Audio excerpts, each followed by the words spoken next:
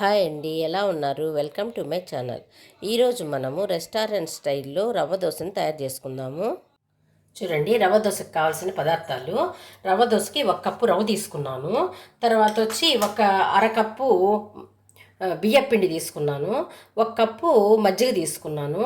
కావలసినంత ఎర్రగడ్డలు, పచ్చిమిరపకాయలు ఇటు సన్నగా తరుక్కున్నాను. 2 స్పూన్లు మైదా తీసుకుంటాను. వీటితో రవ్వ దోశ చేసుకుందాము. చూడండి, ఒక గిన్నెలోకి రవ్వ 1 కప్పు పోసేస్తాను. తర్వాత వచ్చి బియ్యపిండి చూడండి, 2 స్పూన్లు మైదా, అట్లనే చూడండి 1 కప్పు మజ్జిగ పోసి బాగా మిక్స్ చేసుకుందాము. చూడండి, వేసాం కదా. ఇప్పుడు 3 కప్పులు వాటర్ పడుతుంది. ఫస్ట్ 2 కప్పులు పోస్తాను. చూడండి, 2 కప్పులు, అదే కప్పుతో 2 కప్పులు పోస్తాను. దాన్ని బాగా మిక్స్ చేసుకుందాము. చూడండి, 3 కప్పులు వేసినాం కదా, అయినా తిక్కుగా ఉంది కదా, ఇంత తిక్కుగా ఉండకూడదు. ఇంకో కప్పు వాటర్ పోస్తాను. చూడండి, ఇంకో కప్పు వాటర్. చూడండి, కలిపేస్తాను కదా. ఇప్పుడు దీంట్లో మనము సాల్ట్ వేసుకుందాము.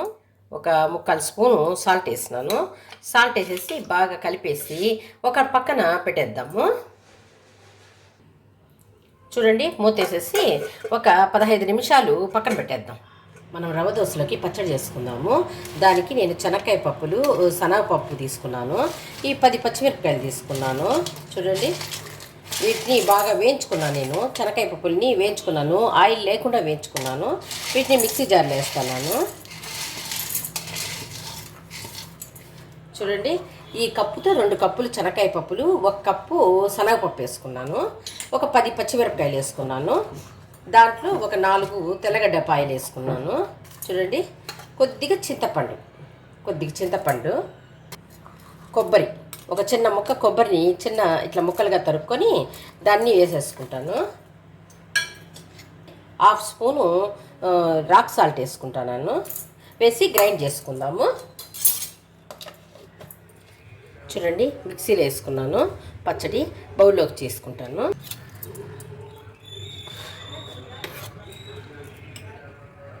చూడండి, తిరమా చేసుకొని చట్నీ పైన వేసుకుందాము.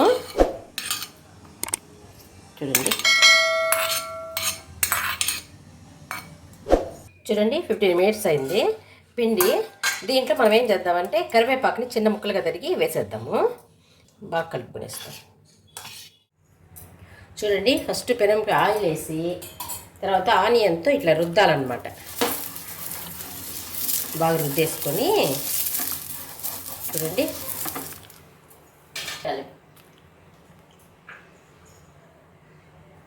పెను బాగా వేడెక్కినాకే చేయాలి. ఇప్పుడు ఆనియన్స్ తరుక్కున్నాం. చూడండి, పచ్చిమిరపకాయ ఆనియన్, దాన్ని ఇట్లా వేసేద్దాం. పెనం పైన ఇట్లా స్ప్రెడ్ చేయాలి. పలుచుగా ఉంటుంది. మనం పోసిన వాటర్ కరెక్ట్ సరిపోయింది. కావాలంటే మనం వాటర్ కలుపుకోవచ్చు, కానీ ప్రతిసారి కలిపి దీని మీద పోయాలన్నమాట. చూడండి,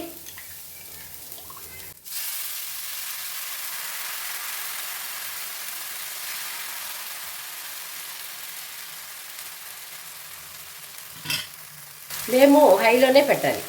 ఇప్పుడు ఆయిల్ అప్లై చేద్దాము. కొంచెం ఆయిల్ పడుతుంది, ఎప్పుడో ఒకసారి కదా ఆయిల్ పడేది. చూడండి, ఇట్లా రెడ్ కలర్ వచ్చింది కదా, అప్పుడు మనము దోశని ఒక సైడ్కి ఇట్లా చూడండి, ఇట్లా నైస్గా, ఎక్కువ ఇది చేయకుండా ఇట్లా చూడండి, ఇట్లా సైడ్ చేసుకోండి. దీనిపైన మందం కనుక వచ్చినట్టయితే ఇట్లా రుద్దేసేయండి. ఇప్పుడు పలుచగానే ఉంది కాబట్టి నేను అవసరం లేదు, అందుకని చూడండి ఎంత బాగుందో రవ్వ దోశ. బాగా పలుచగా బాగుంది కదా. చూడండి, ప్లేట్లో తీసుకుందాము. చూడండి, చట్నీతో సర్వ్ చేసుకుంటే చాలా బాగుంటుంది. ఇంత టేస్టీ ఈజీ రవ్వ దోశ మీకు నచ్చిందా? నచ్చినట్లయితే లైక్ చేయండి, షేర్ చేయండి, సబ్స్క్రైబ్ చేసుకోండి.